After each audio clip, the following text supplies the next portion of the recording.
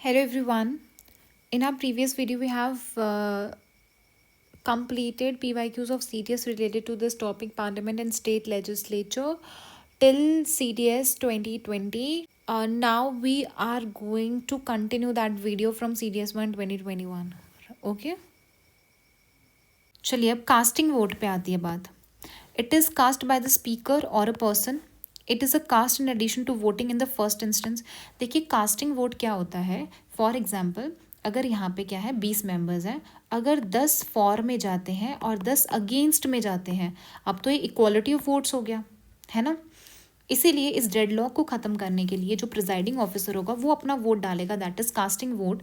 अगर वो अग्रीमेंट में डालता है, फॉर में डालता है, ठीक है, फॉर में डालता है, तो इसकी 11 हो जाएंगे, इसका मतलब ये जीत जाएंगे. तो वो डेडलॉक खत्म करने के लिए होता है, दैट इज कास्टिंग वोट. तो वो फर्स्ट इंस्टेंस में नहीं डाला जाता है, पहली बार में नहीं होता है. So cast in addition to voting in the first instance.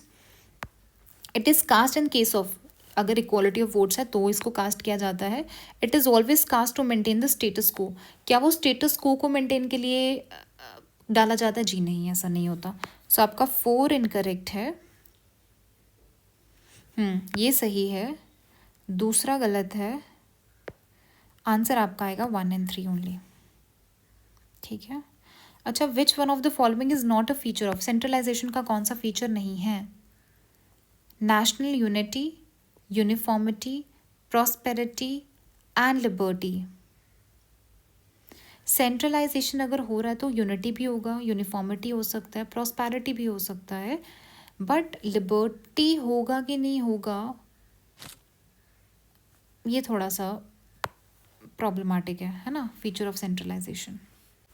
क्योंकि लिबर्टी का मतलब ही क्या होता है? लिबर्टी होता है कि आप अपना डिसीजन ले पा रहे हो, बट सेंट्रलाइजेशन है ना, सेंट्रल के पास ज़्यादा पावर है तो आपको इतनी पावर नहीं है. सो लिबर्टी यहाँ पे कॉम्प्रोमाइज़ हो सकती है. Which one of the following motion can not be made while introducing ordinary bill. कौन सा नहीं हो सकता है?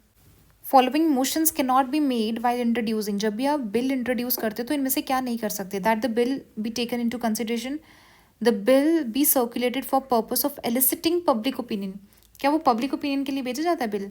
That the bill be refer to a select committee के पास तो जाता है. पीपल को बिल को कंसिडर भी किया जाता है, सेलेक्ट कमेटी के पास भी भेजा जाता है, जॉइंट कमेटी के पास भी भेजा जा सकता है without the concurrence of the other. So answer is public opinion. आपके पास भेजा कभी कोई बिल पूछने के लिए कि इंट्रोड्यूस कर रहे हैं हम, आप बता दो सही है कि गलत है?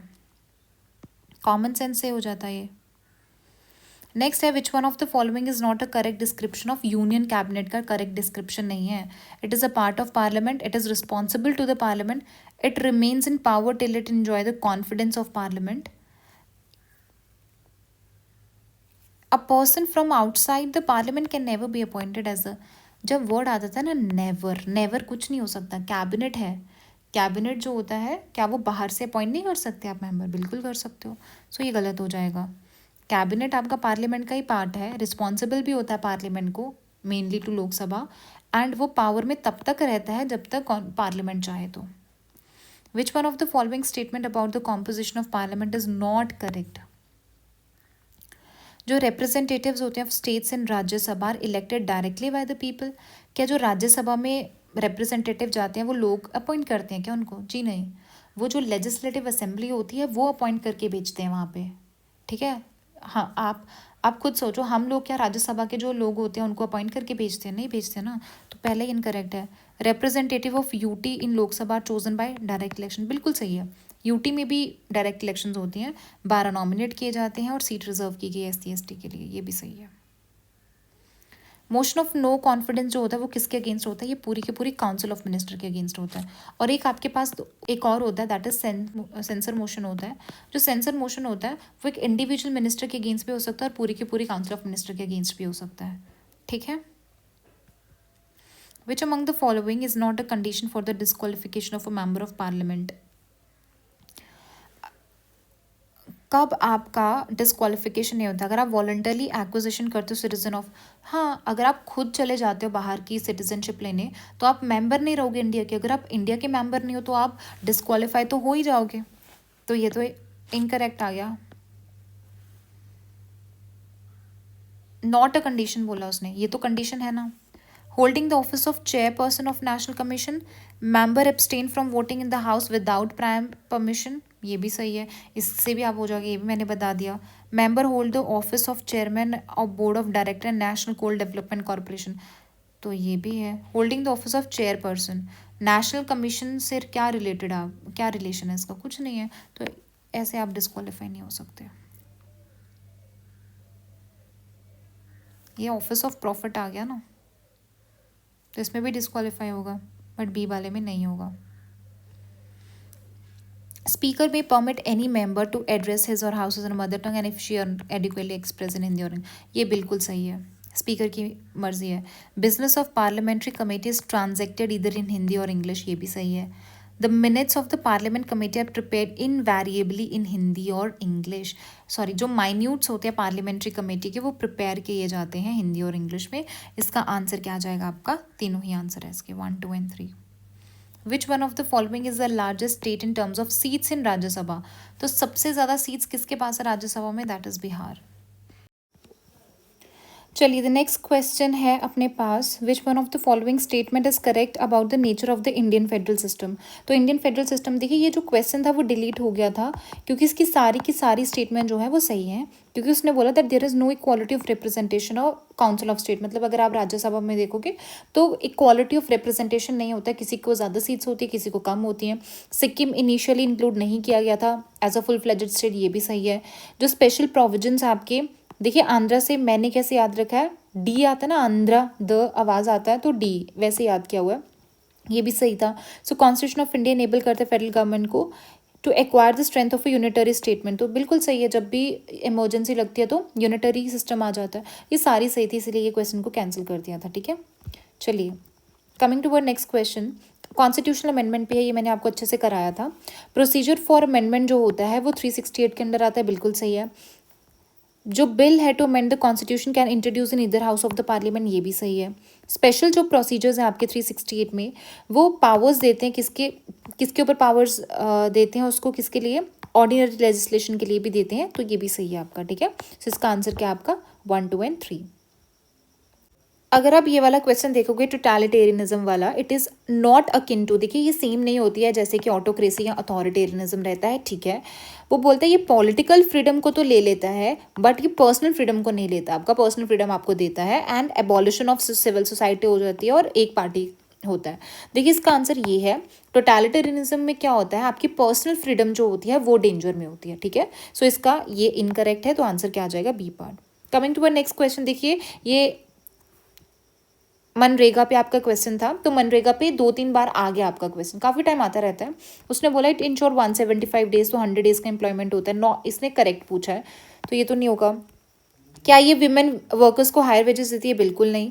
People are generally both skilled भी होते हैं अनस्किल्ड होते हैं, बिल्कुल नहीं, सिर्फ अनस्किल्ड जॉब्स होती हैं ये, और this is implemented only rural areas, बिल्कुल सही है। तो ये कहाँ पे इम्प्लीमेंट होता है रूरल एरियाज में, ठीक है।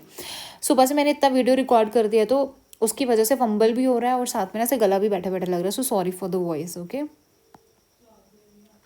Which one of the following is not a provision related to money bill, तो आपको पता है कि मनी बिल होता है, ठीक है। मनी बिल के जो प्रोविजंस होते हैं वो कौन से आर्टिकल में होते हैं,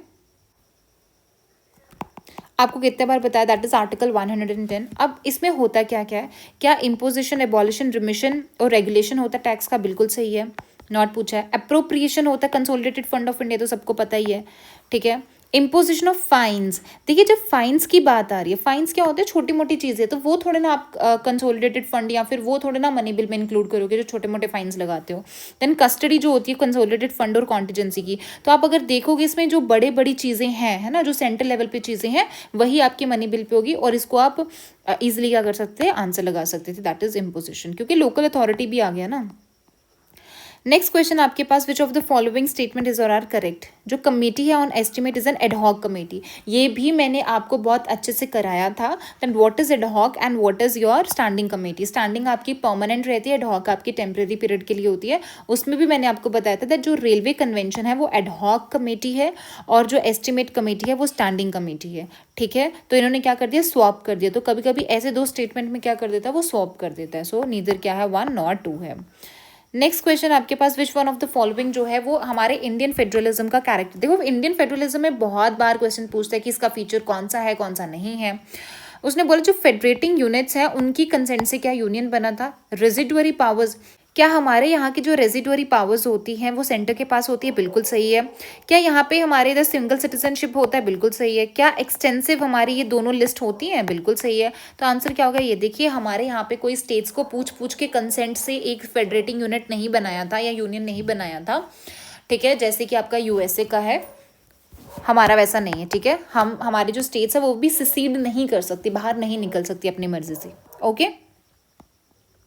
चलिए नेक्स्ट अपने पास क्वेश्चन है, that is okay, speaker of Lok Sabha पे, ही शेल वेकेट हिज और ऑफिस। अब मैंने स्पीकर ऑफ लोकसभा बहुत अच्छे से आपको क्वेश्चन के थ्रू भी पूरा का पूरा रिवाइज कराया। मैंने ये भी बोला था कि अगर वो member of house as a member of house cease हो जाता है तो वो उसको अपना ऑफिस भी वेकेट करना पड़ता है, क्योंकि जो स्पीकर होता है वो मेंबर्स में से ही एक बंदा होता है, ठीक है। और अगर वो मेंबर ही नहीं रहा हाउस का तो उसको क्या करना पड़ता है, वेकेट करना पड़ता है।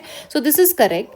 He may at any time resign, मैंने ये भी बताया था that speaker resigns to deputy speaker and deputy speaker write his resignation letter and gives to speaker. So president का कोई रोल नहीं है, सो दिस इज आंसर, क्योंकि नॉट करेक्ट पूछा है। He may be remove from his office by resolution of the house, ये भी सही है कि रेजोल्यूशन निकाला जाता है। And while the office of speaker is vacant, देखिए अब हमने जब पिछले क्वेश्चन किया था उसमें ये था कि क्या स्पीकर अपनी जो अथॉरिटी है, फंक्शन है, क्या वो डेलीगेट कर सकता है डिप्यूटी स्पीकर को अगर वो कोई स्टेशन से ही बाहर है। तो हमने देखा था कि नहीं कर सकता, है ना, उसमें लिखा था कि नहीं कर सकता, तो सही था। तो इसमें क्या है, बट अगर वेकेंट हो जाती है, अगर वैकेंसी आ जाती है तो स्पीकर के जो पावर्स होंगी या ड्यूटीज होंगी वो कौन देखेगा, डिप्यूटी स्पीकर देखेगा, ठीक है। चलिए सीरियस टू 2022, इसमें क्या बोला है, ये भी आपका फैक्चुअल क्वेश्चन है कि कौन देखता है, that is your digital communication commission देखता है, ठीक है। अब आता है पब्लिक अकाउंट कमेटी, ये भी मैंने आपको कितने बार बताया कि टोटल मेंबर्स कितने होते हैं, 22 मेंबर्स होते हैं, जिसमें से 15 आपकी लोकसभा से होते हैं और जो बाकी के 7 मेंबर्स होते हैं वो राज्यसभा से होते हैं, ठीक है। उसने बोला था इट एग्जामिन्स फाइनेंस अकाउंट, ये भी सही है, फाइनेंस अकाउंट देखते हैं, नॉट करेक्ट पूछा है। 15 मेंबर्स जो होते हैं वो लोकसभा से होते हैं और उन्हीं में से होते हैं Lok Sabha from amongst its member, ये भी सही है आपका। Chairperson of the committee is elected by it's, देखिए जो चेयरपर्सन जितनी भी आपकी कमेटीज होती है स्टैंडिंग कमेटी की, वो कौन अपॉइंट करता है, आपका speaker, speaker in Lok Sabha and chairman in Rajya Sabha. सो ये आपका गलत हो जाता है, मतलब नॉट करेक्ट पूछा तो दिस इज आंसर। उसने बोला in case of a member of any other committee constituted by the government is elected to the PAC, उसने बोला अगर कोई और मेंबर है दूसरी कमेटी का वो पीएसी में इलेक्ट हो जाता है तो स्पीकर ऑफ लोकसभा डिसाइड करता है कि क्या वो कंटिन्यू करेगा as a member of former committee, जो उसकी पहले की कमेटी थी, क्या वो उसमें कंटिन्यू करेगा कि नहीं करेगा। वो लास्ट कॉल किसका होगा, लोकसभा के स्पीकर का, तो दिस इज राइट, ओके। सो ये स्टेटमेंट बहुत ज़रूरी होता है, हो सकता है कि अगली बार इन्हीं को पूछ ले वो, तो जो नहीं करेक्ट होती हैं या फिर जो करेक्ट होती है वो सब आपको पढ़ के जाना पड़ता है, ठीक है। नेक्स्ट क्वेश्चन अपने पास, which one of the following statement about money bill is not correct, money bill के लिए कौन सा करेक्ट नहीं है। So money bill can't be introduce in council of state, ये तो सही है आपका, है ना, मनी बिल जो है वो इंट्रोड्यूस नहीं हो सकता काउंसिल ऑफ स्टेट्स में, ये सही है आपका, नॉट करेक्ट पूछा है। Council of state has no power to reject और अमेंड द बिल, ये भी सही है, ये भी मैंने आपको बता दिया था। Speaker of Lok Sabha has a sole and final authority होती है, तो ये डिसाइड करना कि whether this is a money bill और नॉट, वो कौन डिसाइड करेगा, speaker. And council of minister has no power, मैंने आपको ये बोला था जब भी डिस्कशन की बात आती है, पीछे भी एक क्वेश्चन था जिसमें डिस्कशन की बात की थी, तो जब भी वो डिस्कस आता है तो वो कोई भी कर सकता है, ठीक है, क्योंकि इसमें कोई अथॉरिटी वाली बात नहीं है। So answer is D part, not correct. ये भी मैंने आपको बताया था इनमें से कौन कौन सी बाइकैमरल लेजिस्लेचर है, पिछले वीडियो में मैंने आपको बताया कि कौन कौन सी बाइकैमरल लेजिस्लेचर्स है। सो आंध्र प्रदेश में भी है, तेलंगाना, बिहार एंड यूपी में है, तो आंसर क्या आ जाएगा आपके पास, डी पार्ट। नेक्स्ट आपका आता है नीति आयोग पे, नीति आयोग बहुत बार पूछता है नीति आयोग, ठीक है। तो उसने क्या बोला, नीति आयोग क्या करता है, इम्पोज करता है पॉलिसी, देखिए impose is a negative word, impose करता है पॉलिसी। दूसरा बोलता है एलोकेशन ऑफ फंड्स, मैंने आपको पहले भी कितने बार बता दिया, जब भी ये वर्ड आता है ना कि एलोकेशन ऑफ फंड्स, तो एलोकेशन ऑफ फंड वही कर सकता है जिसके पास अच्छी खासी अथॉरिटी है। नीति आयोग क्या है, एक प्लानिंग कमीशन था ना पहले, तो वो उसका काम है प्लान करना, बताना कि यार ये काम हो सकता है, बट वो एलोकेट नहीं कर सकता फंड, ठीक है। सो आपका जब भी एलोकेशन ऑफ फंड्स है तो वहां पे क्रॉस कर दो, तो सेकंड गया, तो आंसर वैसे ही थर्ड आ गया, तो ये भी गलत। आंसर इज कि वो डिजाइन करेगा strategies for long term policies and program framework के लिए, ठीक है। चलिए नेक्स्ट क्वेश्चन क्या है अपने पास, हाँ अब फिर से यही आ गए, ये भी मैं हमने कितने बार कर लिया है कि ऐसी कौन सी कमेटी जिसमें कोई भी मेंबर राज्यसभा से नहीं होता, that is your estimate committee. Next question है, फिर से नीति आयोग आ गया। देखो अब इसमें क्या बोला है कि कौन कौन से, अब अगर पिछले साल आपको नीति आयोग आया तो आपका ये काम बंद है कि आप नीति आयोग अच्छे से पढ़ के जाओ कि कौन कौन से मेंबर्स है, कौन से नहीं है, क्या है, ठीक है, क्या काम है। तो नीति आयोग में कौन होता है, प्राइम मिनिस्टर। तो प्राइम मिनिस्टर क्या रहता है, इसका चेयरपर्सन रहता है, ठीक है। नीति आयोग का चेयरपर्सन कौन रहता है, प्राइम मिनिस्टर रहता है। जितने भी आपके सीएम होते हैं सारी की सारी स्टेट से वो भी आते हैं, आपके जो यूटी से लेफ्टिनेंट गवर्नर भी आते हैं, ठीक है। तो ये भी सही है आपका।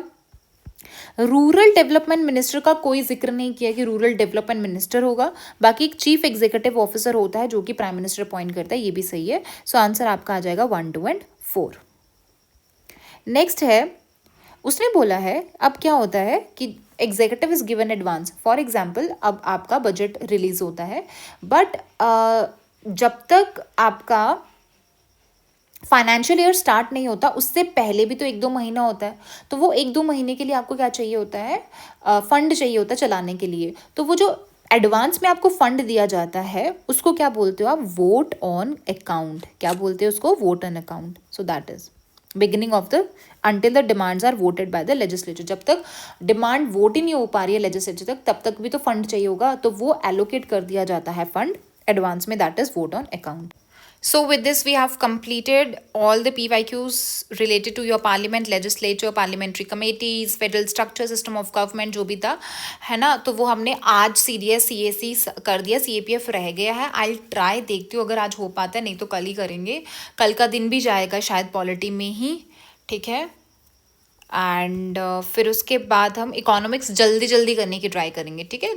विद इन 3 to 4 days हम इकोनॉमिक्स खत्म कर देंगे, टेंशन मत लो। मैं 5th of April तक आपका सारा कंप्लीट करा दूंगी, ठीक है, कैसे भी करके। Okay, so this is it from my side. Thank you so much.